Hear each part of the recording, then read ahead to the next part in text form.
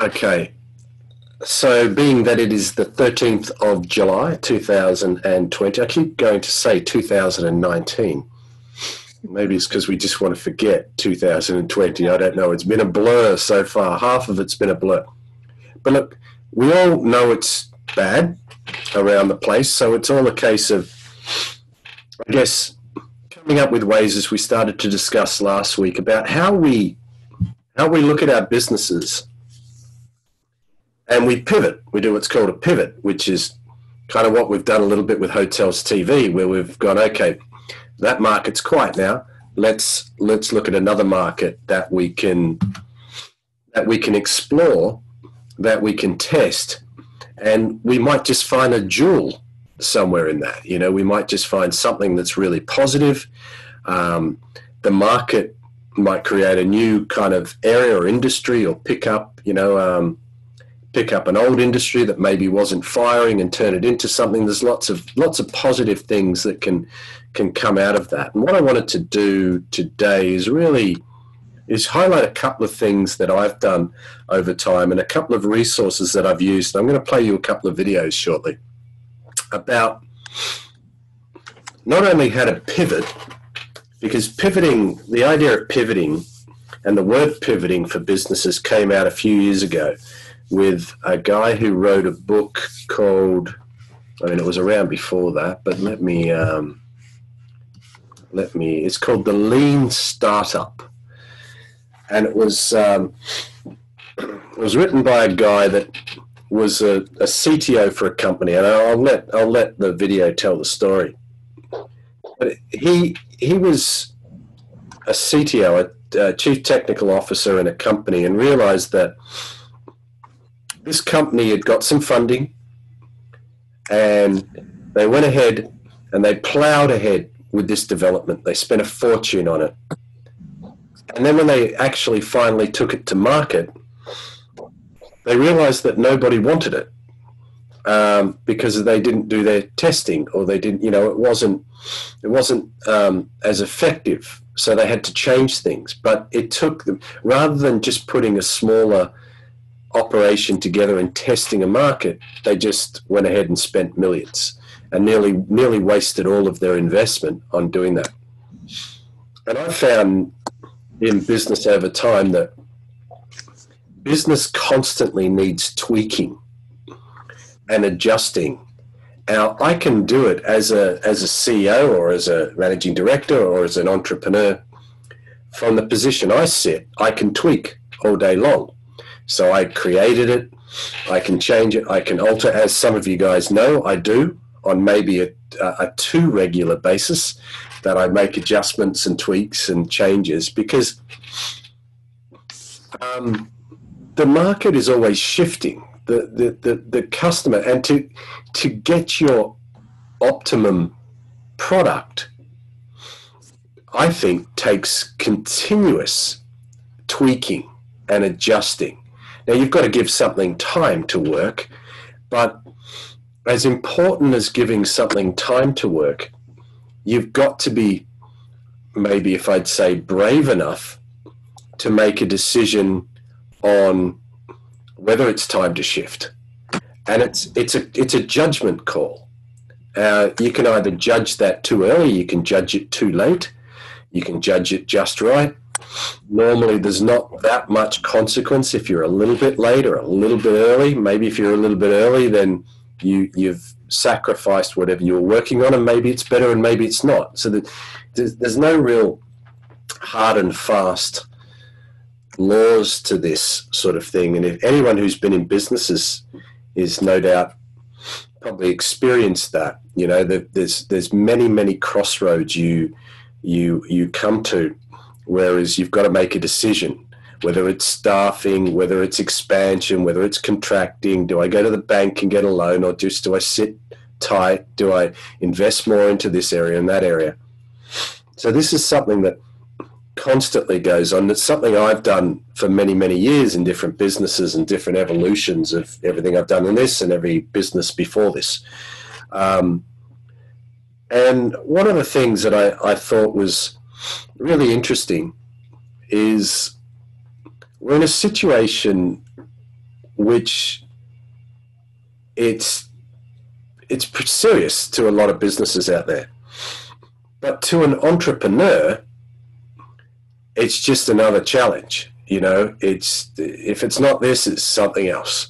And you almost get to a point where you go, I remember at the start of the coronavirus and people were saying, well, you might have to pivot. And I'm going, well, I do it every month.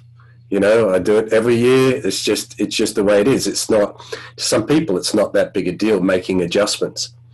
But to other people, long-term businesses that are very set, it can be a big deal. So, but thinking about your businesses, and going on from the conversation we had last week. So the conversation was that, you know, what would you do? What would you turn the business into, given the fact that you have a booking system, you have a platform? That's it. That's all it is. It's a booking system. We decide to focus on groups and events because we feel that's a good market, and it's an obvious market. But the booking system wasn't built with an event market in mind necessarily. We adapted it and we pivoted over time. It was meant just for a booking market, because when I started in this business, there were just people booking. We weren't necessarily going for events, although events were very handy, but it was individuals that were booking, and it was events that were booking, and it was groups, and it was banks, and it was all this sort of stuff. It was movie studios. And they would book anyway, whether they had a PBA or they didn't have a PBA, didn't make any difference. They just wanted the booking. The subject is, and as we spoke about last week with what Karen was doing, she's working on safaris. That's great. I mean, the technology is the facilitator of the booking. So the technology doesn't make people book. It's the product and the offering that helps people book. And if you've got something unique, which is the reason we take exclusivity over an event, the reason we have that is to give us leverage. And that leverage is our weapon with getting bookings, because if we're the only booking system in town and we're connected to the event, then people kind of have to use us if they're attending the event, if they want to get that good rate, provided we've got the good rates and we've communicated that properly. Pretty simple proposition. So then we look at the situation now and we go, okay, that event market is gone. Then we need to look at, okay, what else do we focus on? Is that it?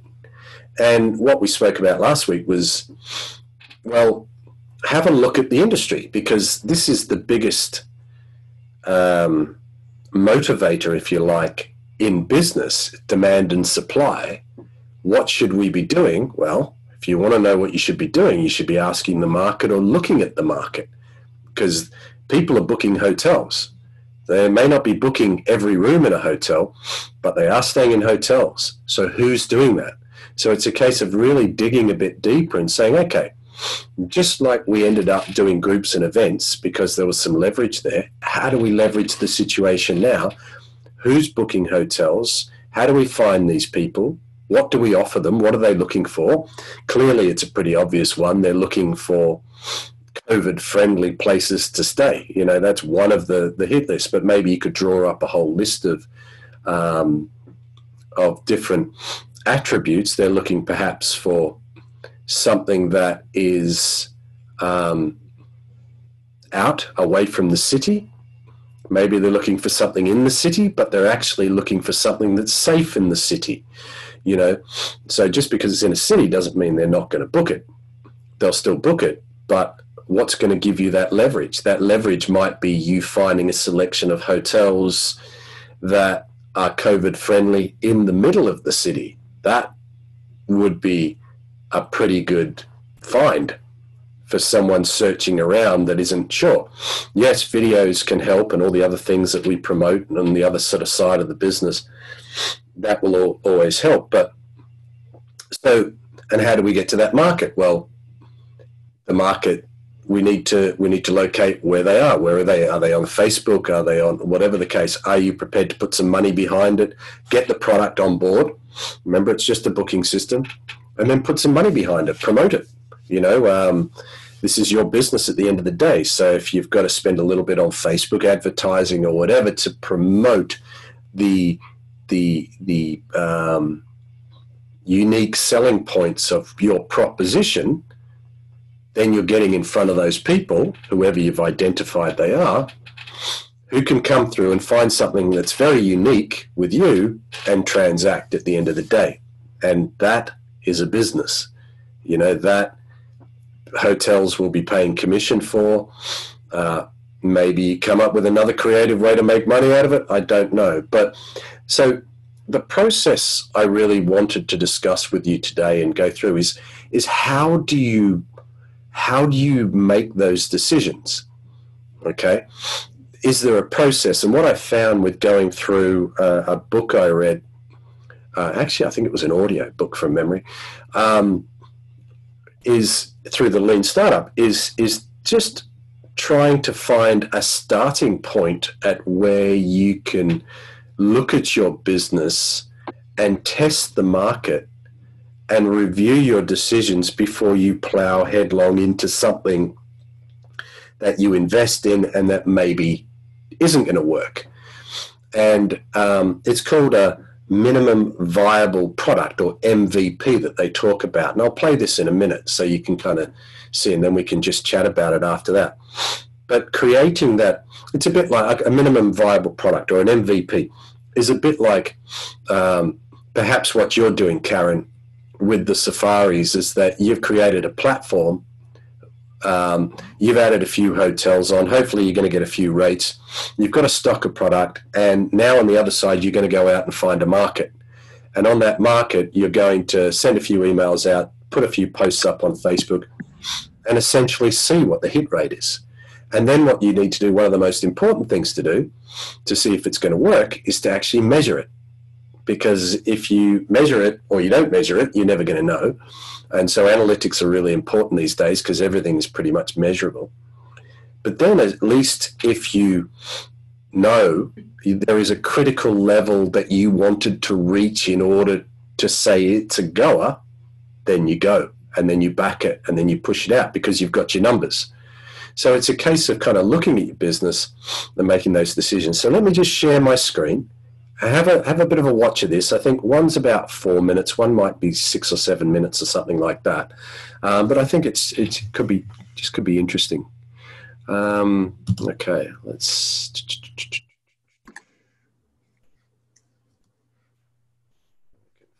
Okay, Chrome.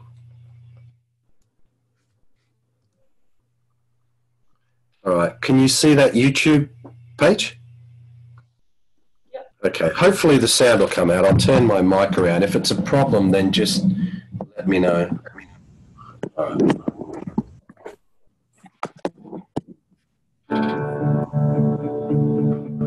The Lean Startup. How today's entrepreneurs use continuous innovation to create radically successful businesses, by Eric Ries, a serial entrepreneur who created the Lean Startup movement to help startups allocate their resources more effectively. Startups are not about coming up with a brilliant idea and becoming an overnight success, as many articles might have you believe. Entrepreneurship, in fact, is much more about testing and learning faster than your competitors. Most startups fail, but much of that failure is avoidable. And the Lean Startup is the methodology that helps entrepreneurs avoid failure. The reason why many startups fail is that they operate based on a conventional approach to management. Traditionally, doing your market research, coming up with a solid strategy, and delivering a great product works. But it doesn't work with startups, because it assumes that you already know what the market wants. And the moment you make that assumption, you're doomed to failure. You will waste too much time and money developing the perfect product before you realize that there's no market for it. The Lean Startup methodology is based on a rinse and repeat type of cycle. Build, measure, learn. Build a product, measure your customers' reactions, and learn if your idea has been validated or if you need to adapt. Repeat the cycle until your customers send you a clear signal that your product fits a market need, the much coveted product market fit. Before embarking on this journey, start by considering what are 2 or 3 key assumptions that you're making that will determine your startup success. And what is the cheapest and fastest way to test them? Once you've designed your test, build your minimum viable product, or MVP. That's not a product you'd be proud of. Far from it. It just needs the critical features for your test to yield meaningful results. The singular role of the MVP is to play its part in your test. After you have an MVP, you need a good way to measure your customers' reactions. In order to avoid any biases after you've collected the data, it's best to come up with a baseline of metrics up front. If you're measuring conversions or email signups, how many do you need to consider the test success? Be clear about what success and failure look like, because it's going to be much harder to distinguish between the two later. And finally, assess what you learned. Should you pivot or persevere? If your assumptions are confirmed, you're off to the races and you can focus on refining the product. But if one of your key assumptions is proven wrong, you may have to pivot, change your idea, or focus on a different customer segment and start the cycle over again. You may have to experiment more than you expected before you can find what your customers really want. Entrepreneurs often dive headfirst into an idea they're passionate about. Yet there's a more scientific approach to building a startup. Having a process to manage the chaos and uncertainty surrounding startups can be a lifesaver when you feel like you're struggling, swimming in the deep end.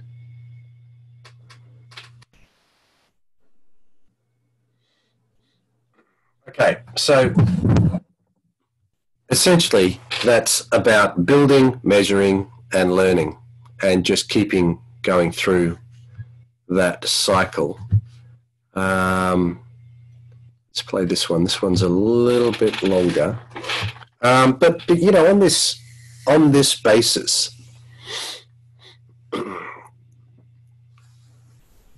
you know, you're doing this at the moment because the market is dead in the existing one right now. Okay, so we know the events are on hold. Maybe they're going to come back, but they're a distant in the future, and we want you to create something that's going to create some income for you now. You can sit back and you can wait. Events will come back. Maybe they'll look a bit different than they did before. I always think that you're better adapting. And we're not throwing away the existing model, because the existing model in the market, in the right market, is absolutely fine and it works, and we've proven that over and over again. But right now, maybe we're 6 to 12 months away. You know, maybe we're a distance, depends. Every country is a little bit different. Maybe you can focus and still connect. Maybe it's a case of, you know, adjusting your business model so you're connecting with some of the companies in a similar sort of way. That could be your pivot. Your pivot may be to just deal with companies now rather than groups or events or trade shows, because the companies may still be shortly traveling, but the events and trade shows are not. So it depends what your focus is. But after this, after you've found that model and you've started running that, the other market is more likely than not likely to come back. And so when that market comes back, you either have 2 great businesses that you can run, so you've found 2 revenue streams with your business, or you might have found one that you would rather pursue than the other one because it's really working for you. So these are the things that may come out of this sort of using this as a positive approach. Here's a little bit more about it. It's easier to see who's doing what by when from anywhere. Let's get rid of the ad.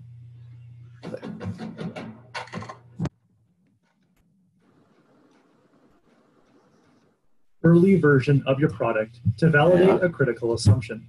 I'm going to skip through some of this, but you'll get the flow.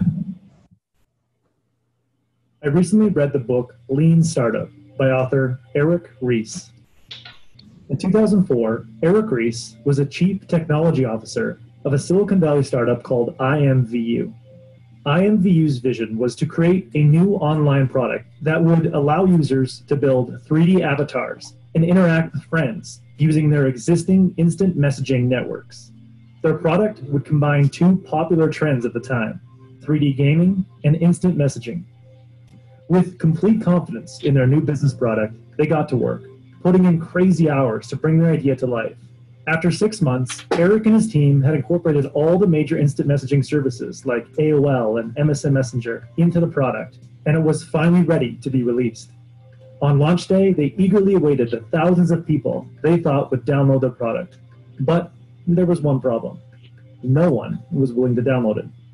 In an act of desperation, they invited target customers into their office and asked them questions as they interacted with the product.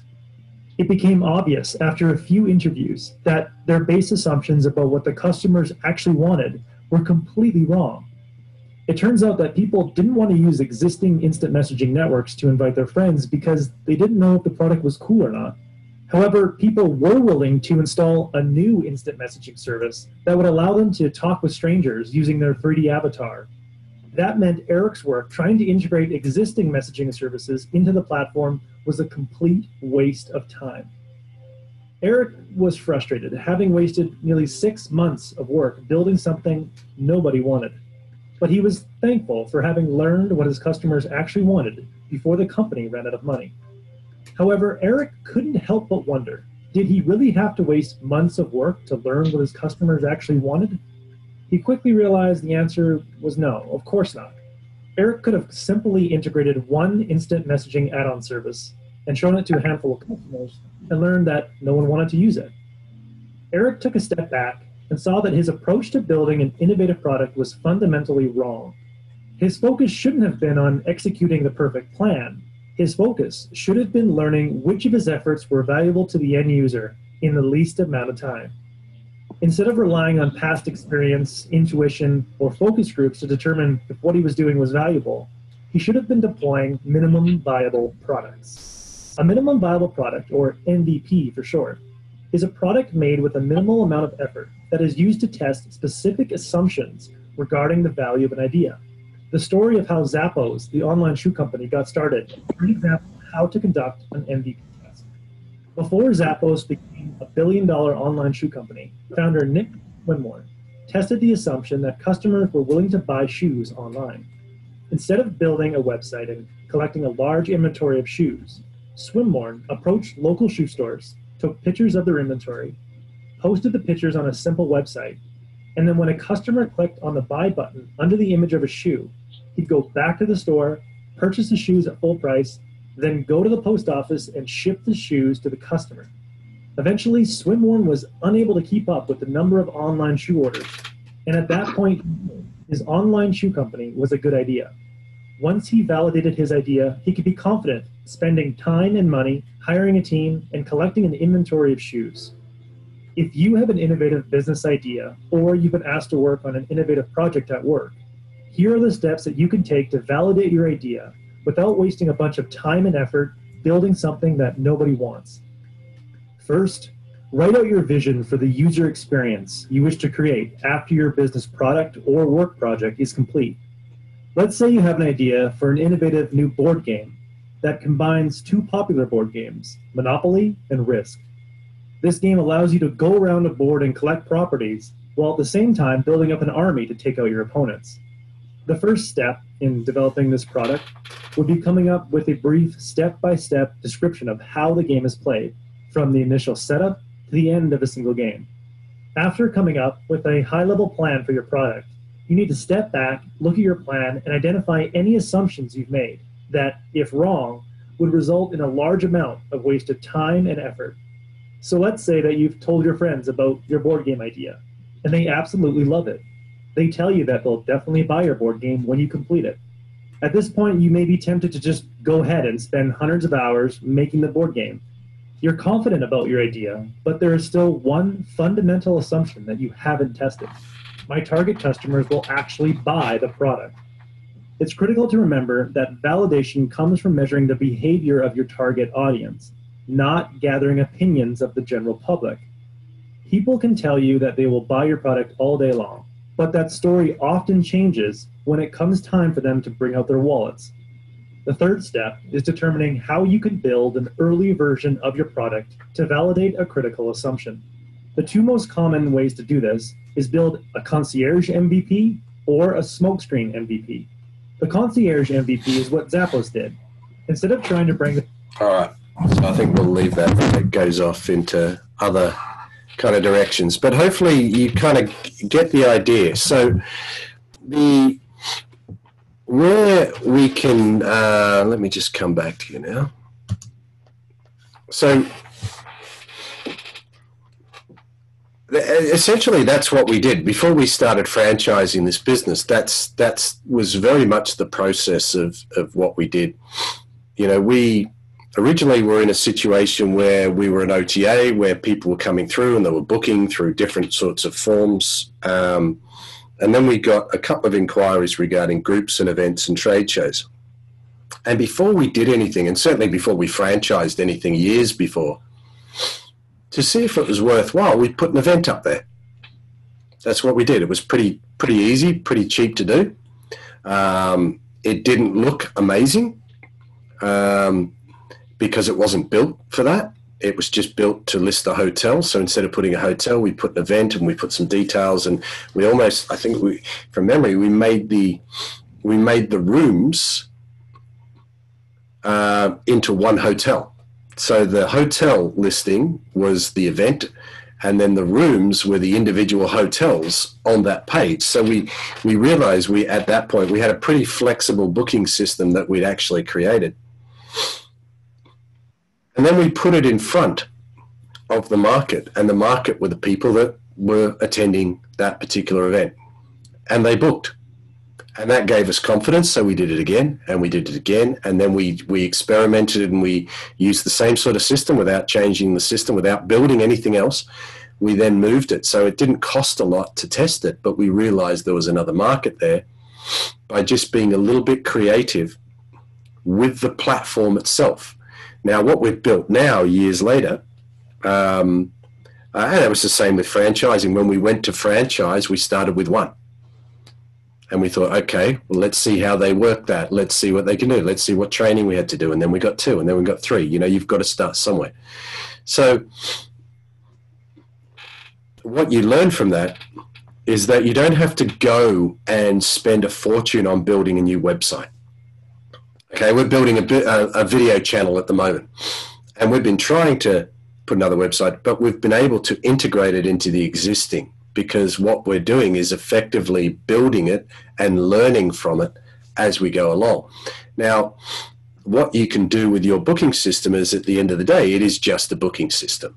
And you can remove titles and tags. You can add different names in. You can get as creative as you want.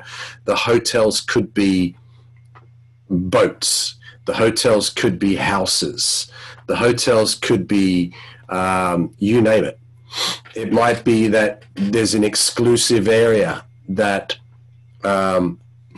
is near your region, a bit like safaris, but it might be something else, and you feel that they're not particularly well represented on the internet for lots of different reasons. So it may be that you create a PBA or a booking platform or something to harness the accommodation that's available in that area, so that you can lead people to that page and transact and help them book. And that way you also get something that's unique. And it is still about finding that unique proposition, or something that needs your help, something you've got to be able to add value in the process one way or another.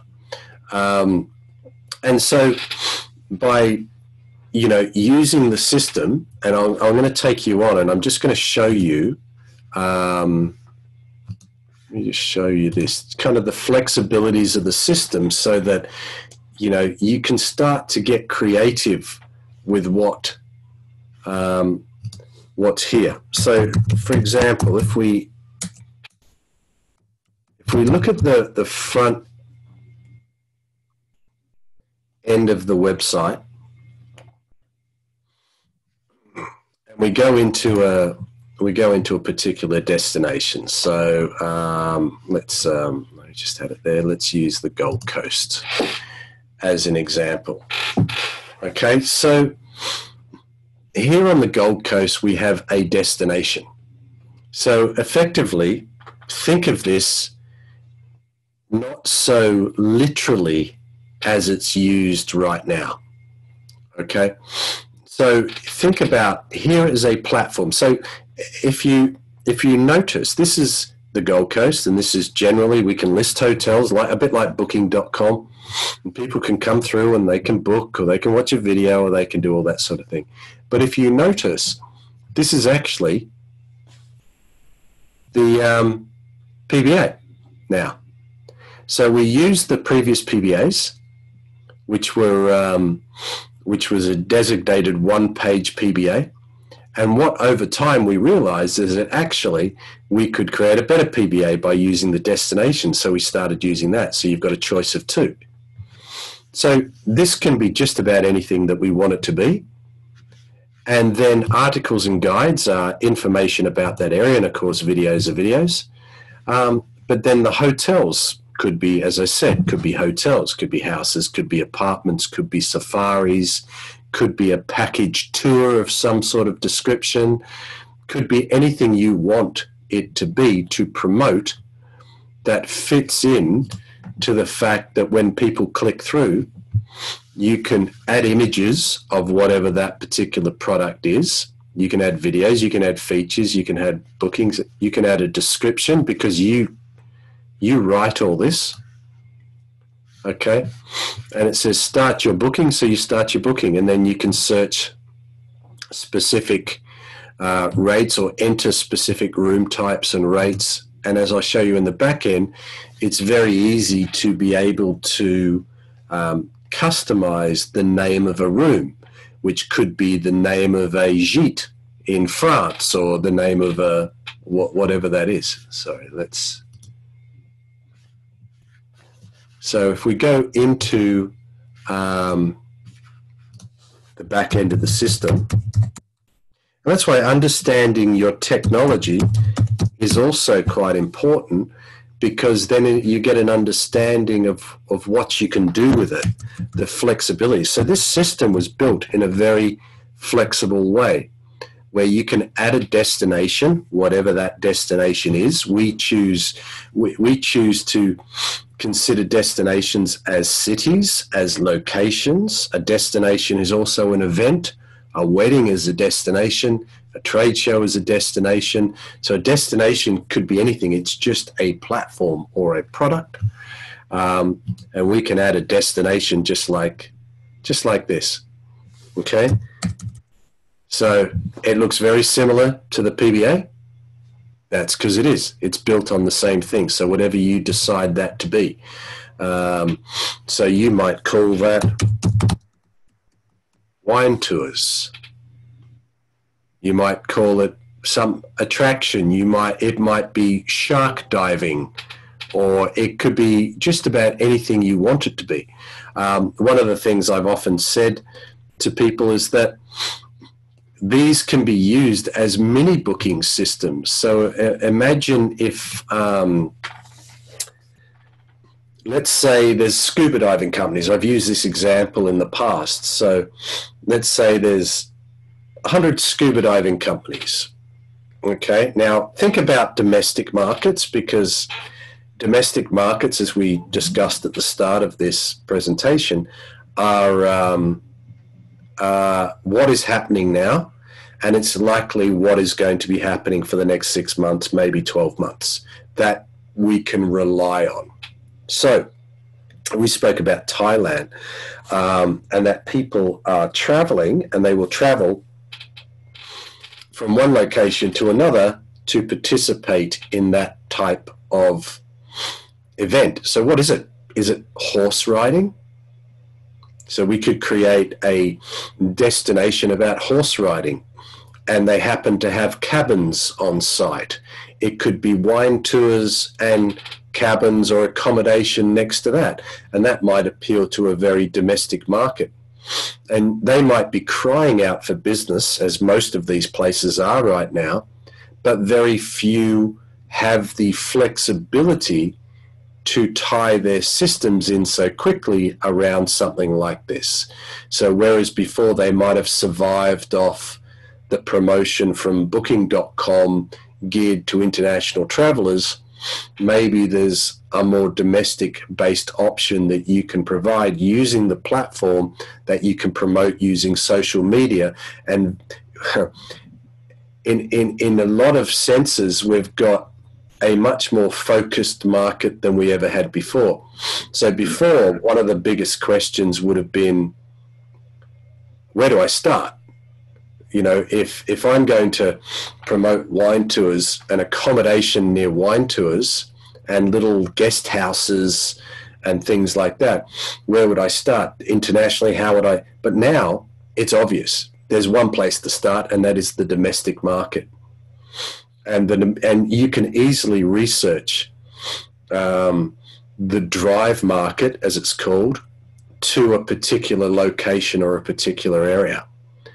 And this might mean quickly setting up a PBA, quickly calling around and finding a few hotels keen to work with you on a commission. You add them on, and then you go off to Facebook. You create a small ad campaign for $10 a day, and you start to view the results. And from that, you'll be able to see and measure using your analytics, because you know you can build in the analytics. You're all on Google, and part of being part of Google is that you've got access to Google Analytics, and you can then paste the analytics code, which we've given you the opportunity here, the UA code. You can paste that onto the destination page, and therefore you will be able to track the movements of your marketing for $5 or $10 a day. That's all it's going to take you. Now you will see the traffic, you'll see what they're clicking on, and you'll see from the bounce rate whether they're staying or whether they're leaving. And therefore you will be able to adjust your campaigns or your accommodation to accordingly. So for example, if your heading is wine tours, now to bring that up, that means that, let's give you a good example of this. I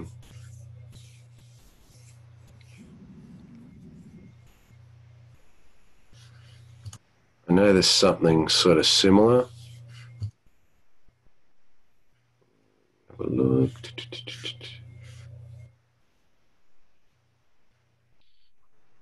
It was Europe. Okay. This is one that was set up a while ago. Argyle and the Isles Hotels. So not a particular destination. Now this could have been anything. It could have just said country walks, great country walks, or walks in the Highlands, or it just could have been named anything specifically, even around an activity, not just Argyle. But it was created there because at the time there was guest houses that were underrepresented. So these type of places were put on there. You wouldn't perhaps normally sell them, but there's a specific reason why you're doing it. So then what you do is you then gear your campaign around that. You make it public, you make it live, and you analyze it.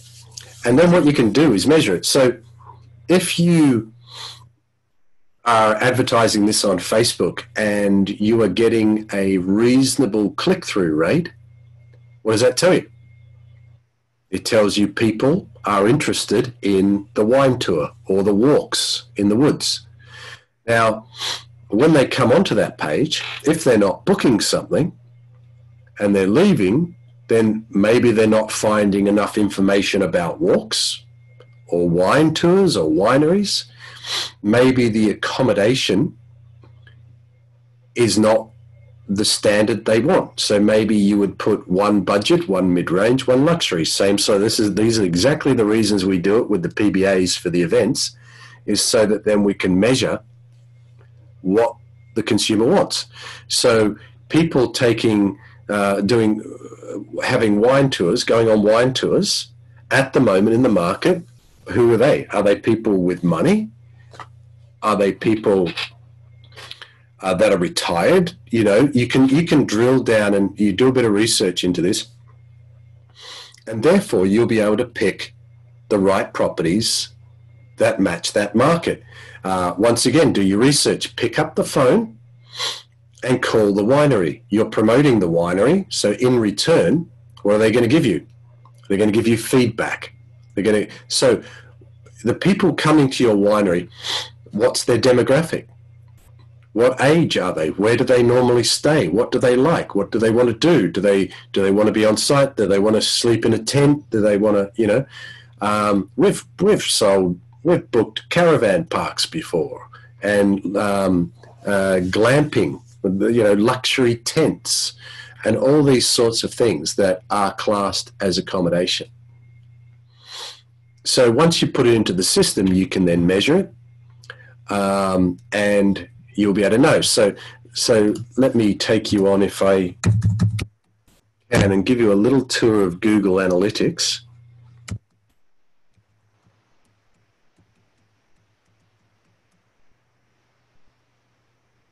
And once again, you know, this is like with Karen's Safari type setups, same sort of thing. It's absolutely ideal. And the nice thing with something like that, which I think is great, it's a high ticket item as well. Generally, there are no cheap safaris. There's not many cheap safaris. So when people pay, they're paying good money for it, and therefore there's a reasonable commission. But then you've got to think, okay, well, why are people going to use me rather than someone else? Well, that needs to be your unique factor. That's your unique selling point, or that's your value in the proposition. And that's what you need to do. So let's, I'm not sure which we're on. Let me go into the account. So let's, okay, well, let's go on to,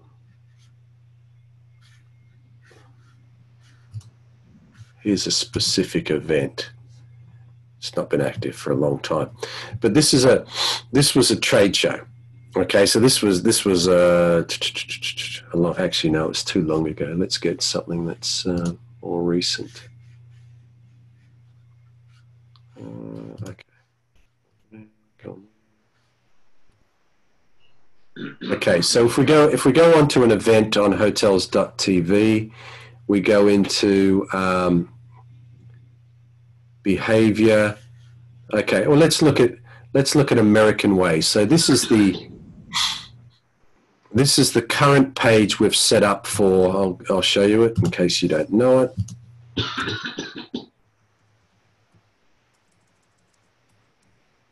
hotels.tv/American Way.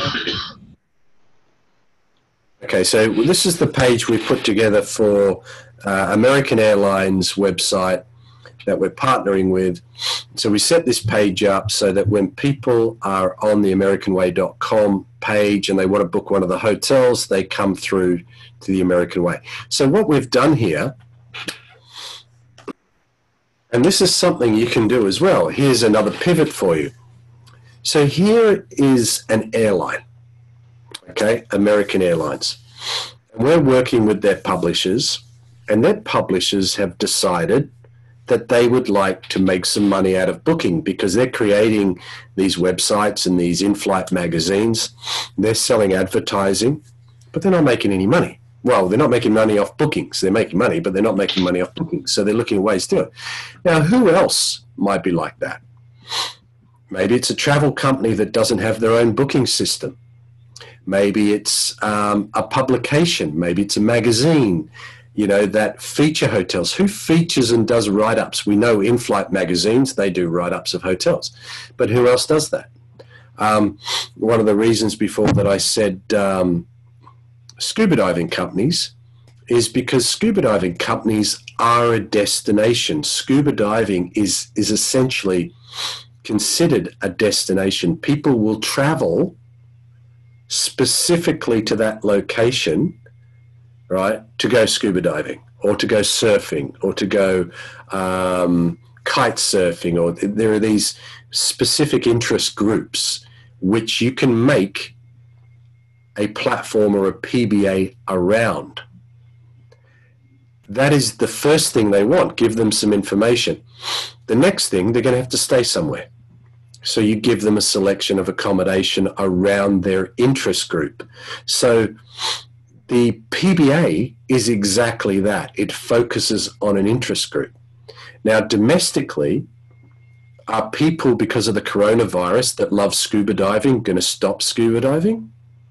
In fact, more of them will probably go scuba diving if they can drive to the location, because they are social distancing. It's not a crowded sport. They're on their own, surfing, wherever. These are still things that people want to get to. And you can specifically target this in a very relevant way with the platform by molding it and bending it around that activity, and then promoting it directly to that marketplace, working with associations, joining the scuba diving association, paying to be a sponsor on their particular website as a partner, attending business groups, you know. And when people click on this, it's very specific. So automatically the association is going to be interested to work with you because you just focus on scuba diving accommodation. You are a scuba diving accommodation partner. That's the way you can even position yourself or sell yourself to these people. So who else would they connect to from a platform point of view than someone who effectively shows their keenness and their interest in their particular sport? And people will be driving and traveling all over the place. And what will probably happen is the Scuba Diving Association will come up with various packages or suggest particular packages. So what you then do, you create your hotel on there, and under the rooms, as I'll show you in a minute how to do. So let's say we do that now. Let's back out of this. Okay, and let's look at any destination. What have we got here?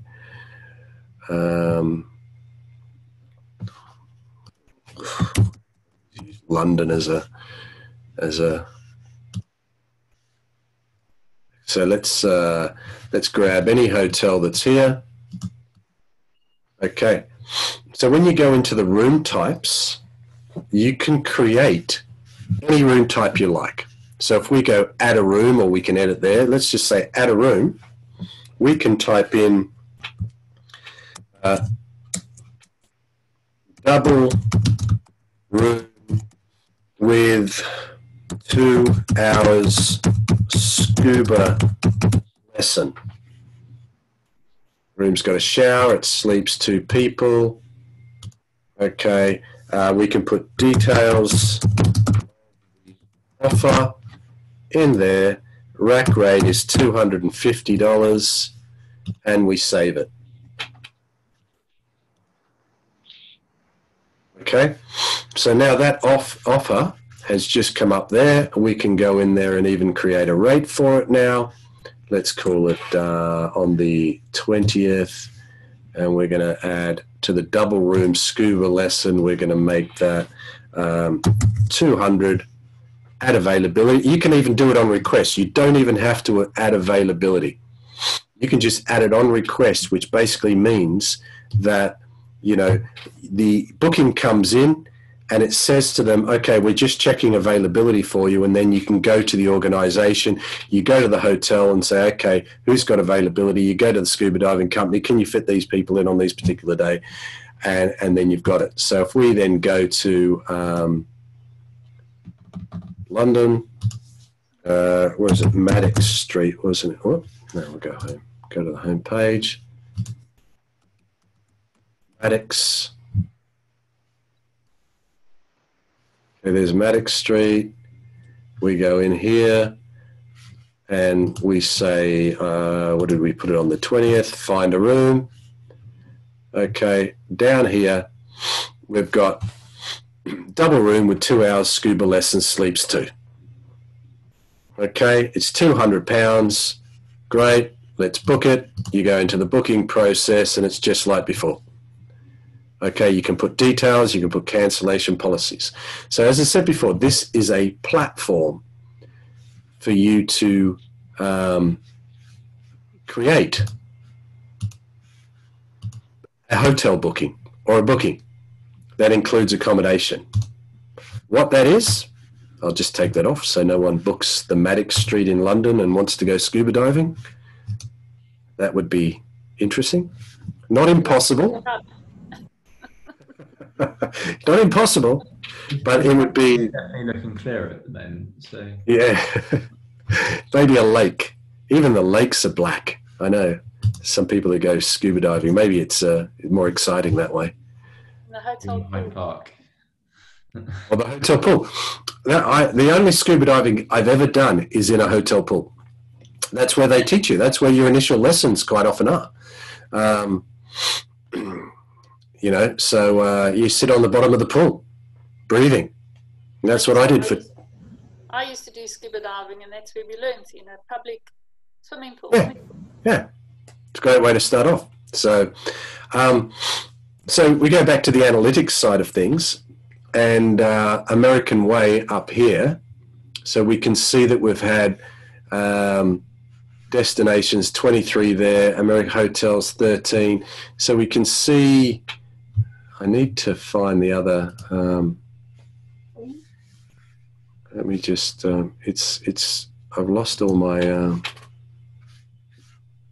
The About Us page has a lot of views, huh? Very good. The About Us page. Yeah. On Hotels TV. Yeah. Yeah, it tends to. Yeah, it tends to. It comes up. It optimizes quite well. Behavior, there we go, that's what I'm looking for, behavior. So you go under behavior, you go to site content, all pages,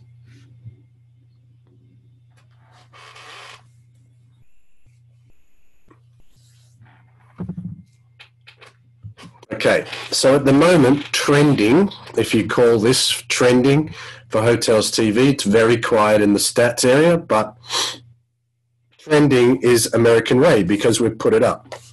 Now what you'll see, let me just shift my screen because I can't see it behind your pictures. If you look along the line, you'll see it's had 14 unique views and it's had a bounce rate of 25%. Okay, whereas if you have a look at some other pages, the top of the home page is at 82%. Or the extranet login page, so people have gone in and left there, so they've had a look at it. We'll see if we can get some more to give you a bit of an idea. But 25% as a bounce rate means 25% have hit the page and left. That means 75% stayed on the page. That's excellent in bounce rate terms. And you know why they stayed on the page? Because it's very specific to what they're looking for. So at the moment, that page is only being marketed to the hotels that we're inviting to go on the channel on American Way, and they're Miami hotels. So therefore, the content is very relevant to them. And therefore, the page is doing its job. When a page is not relevant or not specific enough, the bounce rate will be higher. So Destination London at the moment is getting a bounce rate of 75%, which means people are coming onto London but not really finding what they're looking for. It's not... How much time are you on a page before you've considered to bounce off? That is a good question. I actually don't know the answer to that. From what I believe, it's more about the movement around the page and what you do from that point. So if you click about, if you look at some pictures, so maybe not so much as time as interaction with the page. Whereas if you just go on there and don't do anything, you know, all these websites and all pages have heat maps to them now, so they can see kind of what's in your eye view, and they'll be able to see kind of what your interest points are. But if they find that you go on and then you just leave without really engaging with the page in some way. That's what I understand to a bounce basically to be. With our particular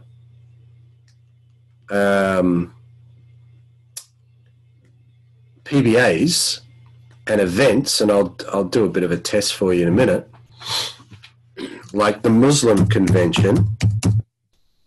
Okay.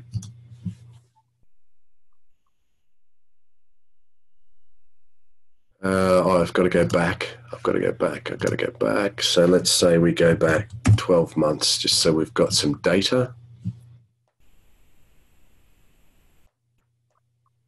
I don't know what the bounce rate was, but there you go. So people coming on for the Muslim convention, the bounce rate was 33%, which is pretty good. Considering the average website bounce rate, the average homepage of a website is in excess of 60%, probably more like what you see, 60 to 75% is an average bounce rate. So that means people are retaining 30% of the people that arrive on their website because that's of interest to them. The other ones, they didn't find what they were looking for, they didn't like the look of the website, didn't have video, whatever it is. But it just shows you by being specific to a topic, you will engage people provided you're marketing to people that are interested in that topic. And this is where the internet goes now. And if you follow any form of marketing or you do anything, and I really advise you do look at digital marketing on YouTube just for free and listen to these guys. Generally, they're all pitching the same thing. The market, the internet used to be very general. Now it's very specific. There's so much noise out there. You must have a niche. You must have something that you can be specific around. That's why I've always said, go for weddings or go for this. Create your niche. By doing that and by connecting with an event, clearly the people who are attending the event, this is why we do events, are going to be interested to a degree. They're going to click through and there's going to have some interest. But where events are not present, what else can you consider an event to be? Scuba diving is an example of another one. Surfing is an example of another one. You know, do surfing and offer a range of camper vans. You know, something that appeals to that marketplace.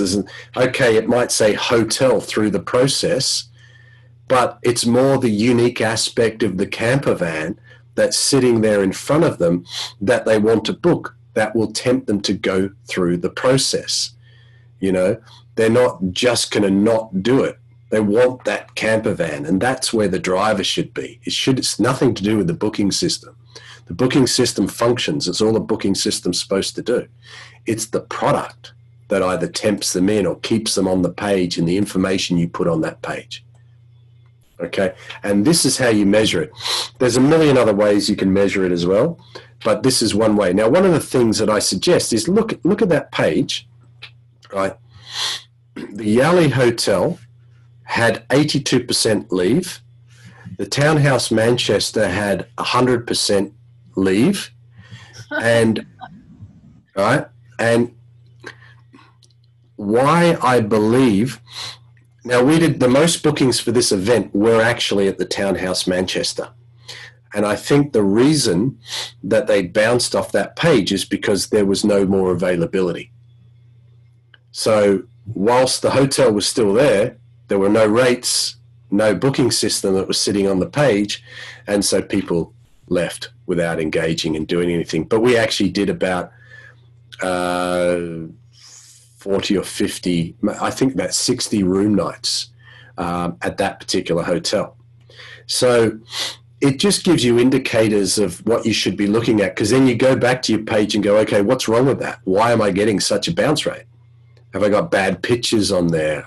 Is the information irrelevant? Are the rates not, is it something not working on the page? Quite often it can tell you if there's a problem. Google must be doing research to find out why people leave pages so quickly.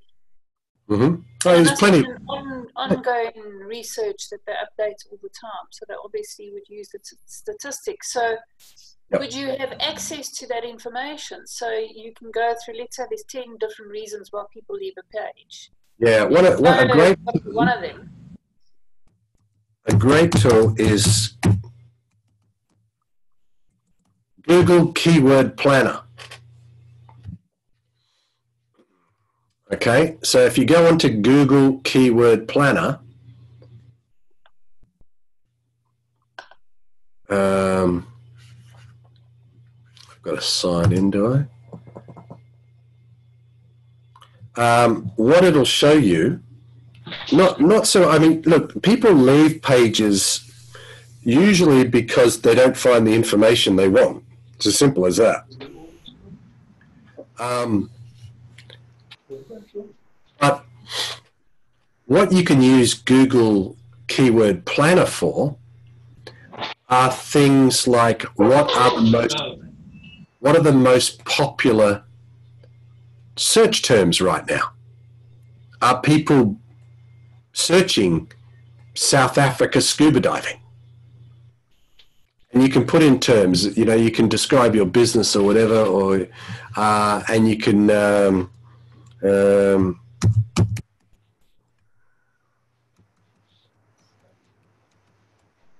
I haven't been on this for a while, so I don't. Okay, so it starts to funnel your questions. So I've put in scuba.com, scuba, potential audience size. It's already told me the audience size is 9 million potential audience. A radius around the business, set up specific address. All right, so it's put me in Orange County. Okay, next. So it's encouraging you to find out set up keywords, keyword themes. So one of the most popular these popular search terms are being suggested to me right now.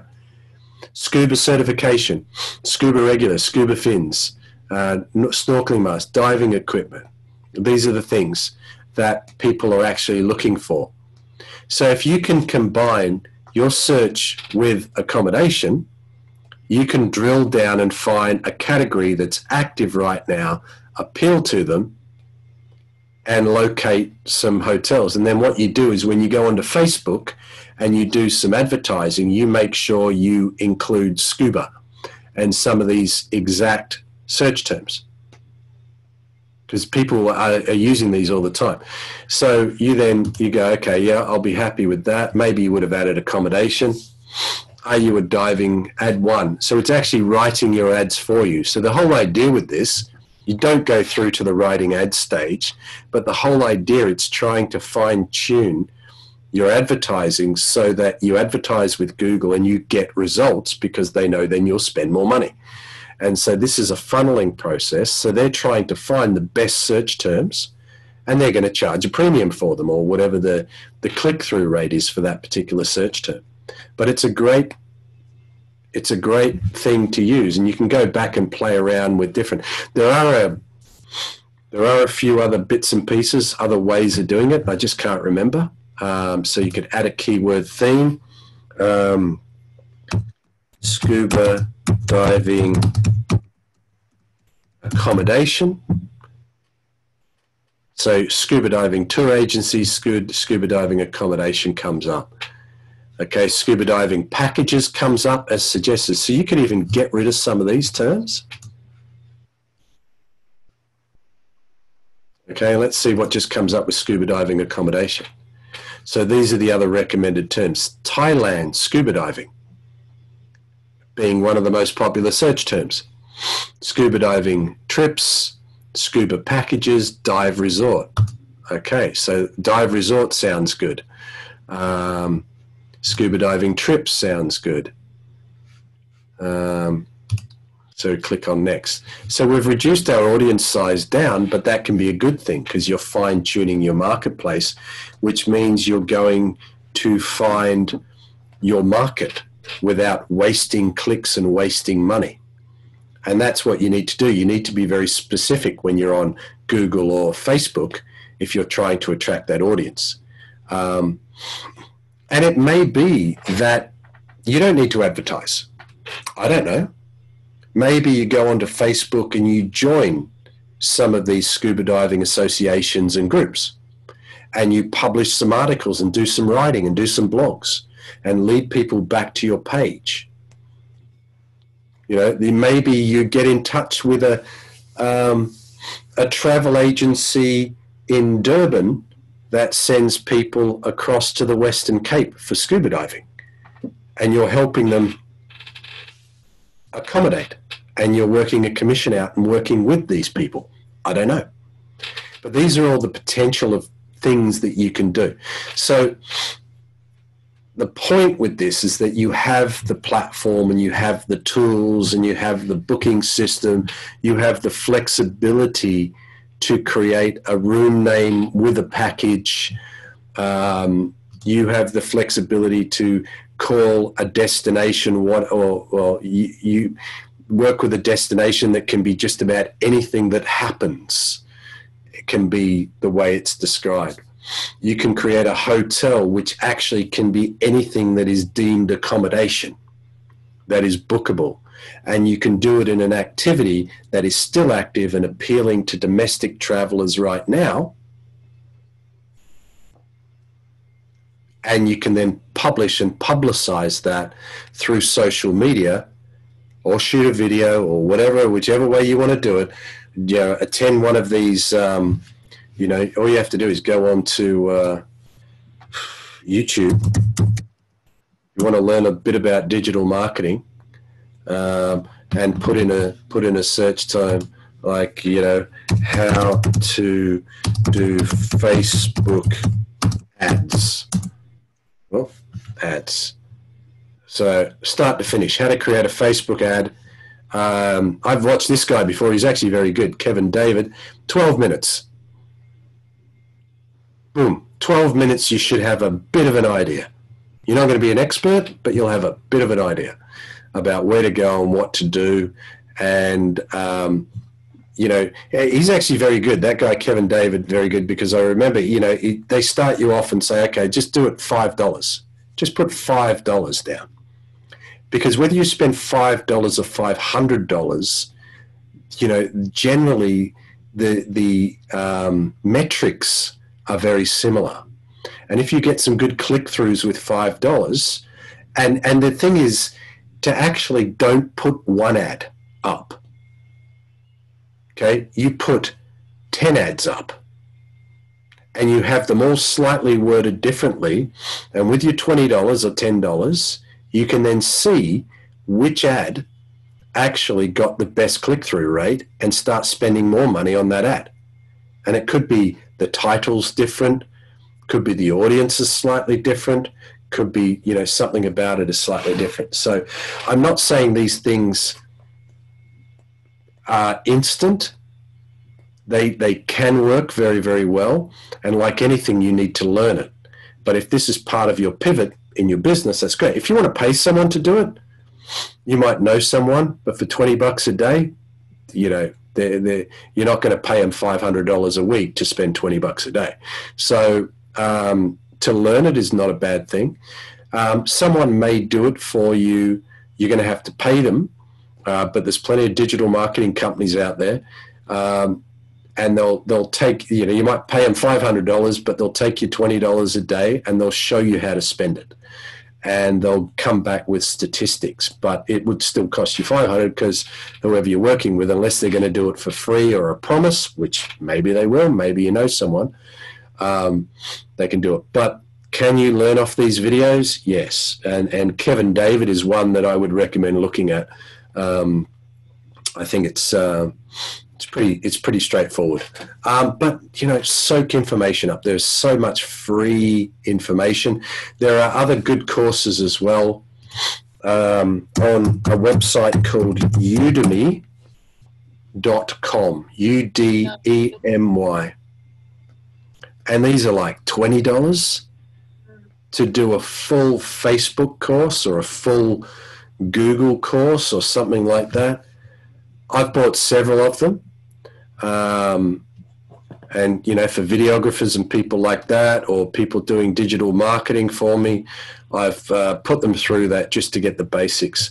There's no end of courses you can do for $20. That's $20 Australian. So, you know, that's like £10 equivalent. And you can find anything, any course for anything you could imagine. Whether you want to speak another language, or you want to do, whether you want to do marketing, or this guy's pretty good for Google Ads. Here's a guy called Isaac Rudansky, this guy here. And look, you see them. He's had 38,000 reviews. Some of them have had 100,000 reviews. Just look at the reviews. But also, you can click through and watch a preview of some of these courses. So you can kind of, you know, watch the preview in the corner and see if it's something that appeals to you in the style and the person.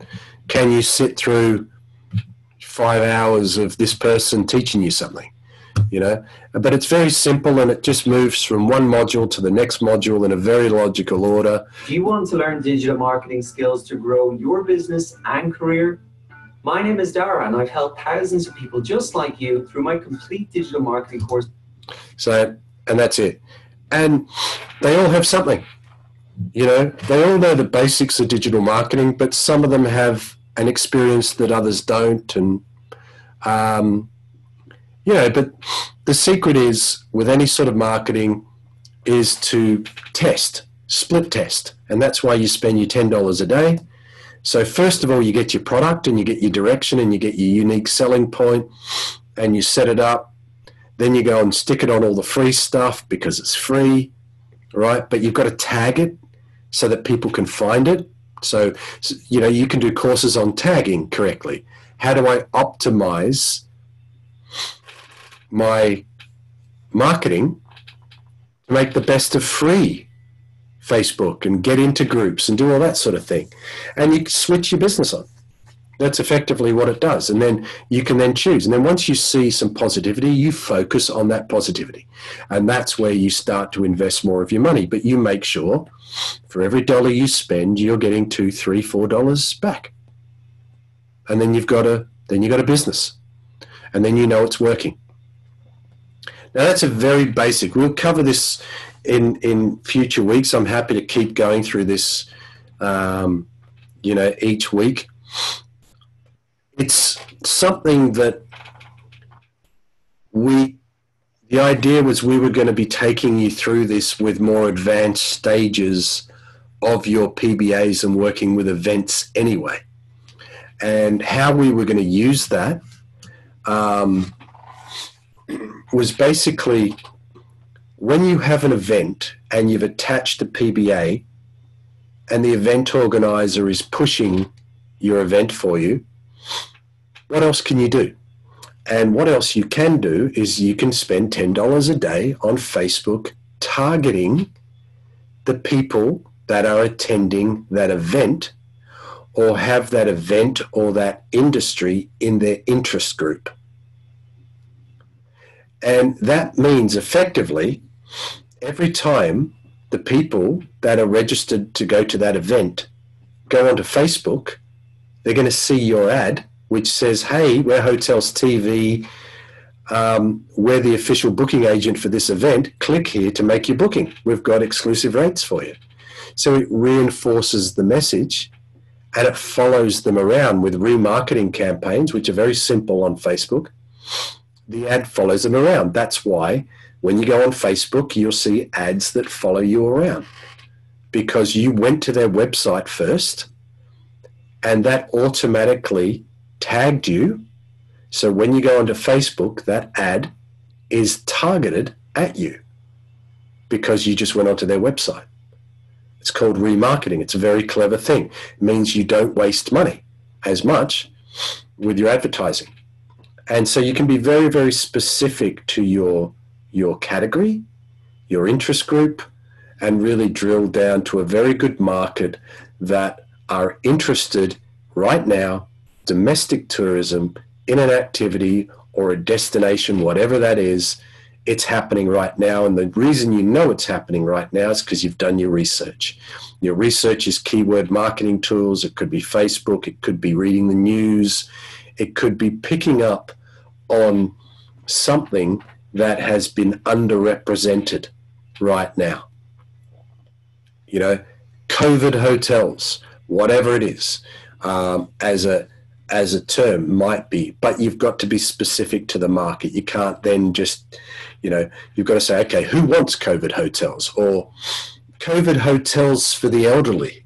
You could be as specific as that, you know, so you've really targeted a particular group, a particular sector, which has legitimate concerns, but still wants to travel.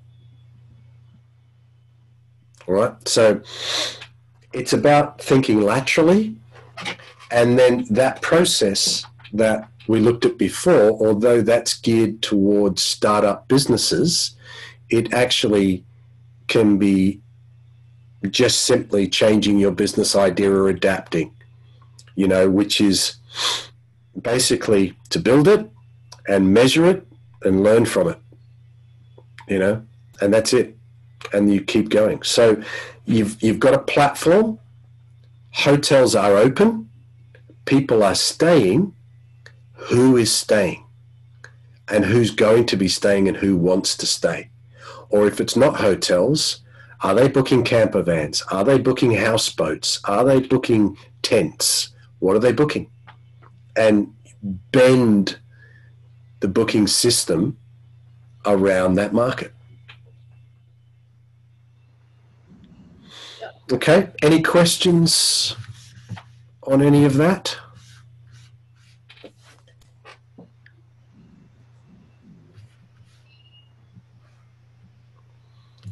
It works. And once you do it, and once you put it out there, and once you start to get an inquiry or get the stats that come through, it'll give you confidence to keep moving in that particular direction as well. All right? But there is activity out there. There's definitely activity out there. The hotels want it. You know, they're very keen. They want it. And sometimes it can be providing that link, because I don't think, you know, I think there's a lot of disconnect at the moment. Although Booking.com now have COVID policies and things on their website, well, why have they done that? Because the market is looking for that. So the signs are there. So if you can do something quite niche for a group that focuses on the accommodation side, then I think you're going to get traction and you're going to get bookings. You've got to provide value. Remember, you've got to provide value in the transaction. You can't just turn up and people book you. What is your value proposition? How do you help people from there, whether it's Facebook or associations or groups or whatever? How do you get them to there? How do you put that together? It might be an association that wants to all meet somewhere in not too big a group in a safe environment. Not to do sport or not to do anything. It might just be an outing where they feel they want to go and actually do something. It may just be couples. You know, it's up to you. It's vast. Okay? But hopefully that's helped. And that's given you some food for thought about what you can do. But just have a look at your market. Really drill down into your market with kind of an open mind. All right, and then we'll explore some more next week. Okay. All right. Thanks, Harrison. Okay, my pleasure. All right. Well, thanks for joining us. Before we sign off, did anyone have anything they wanted to say this week or comment on? No. Okay. Will you upload this video on YouTube? Because I missed the, yeah? Yep. Okay. Yep. I'll put that on. And the publication, if you wanted to look at videos on it, it's called The Lean Startup. That was the couple of videos. But just, like I say, you don't have to read the whole book. There's several YouTube channels that just summarize the idea behind the lean startup, which is just, you know, do it in pieces, test the market. If there's traction there and it looks like it's going to work, then do it. But it's a good read anyway, or it's on audio books and all sorts of stuff. But look, my advice as well, especially in these markets, and maybe you're doing it, is just educate. Just keep educating yourself, you know, especially if you're not that strong in the areas of digital marketing and YouTube and things like that. It's a great time to do that when you've got a little bit of time to get a little bit more savvy. Even when the market comes back, it can really help double the amount of bookings that you do for an event if you are also visible on Facebook when those people go on there. And it's very simple to do, and it's very low cost. And your strike rate will be very high because you're targeting the people that already have seen you connected to the event website but haven't booked you yet.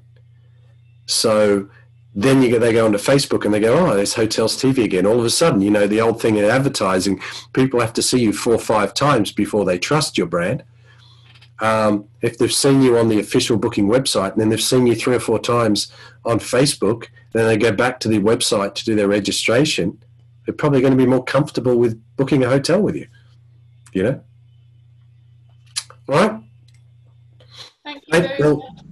pleasure. Have a safe week. Have a good week. Positive. And then we'll convene next week. And yeah, look, if you follow some of that, then bring it with you next week and let's chat about it. Okay. Thanks. Thanks, Harrison. Thanks a lot. Okay. Bye for now. Thank you. Bye.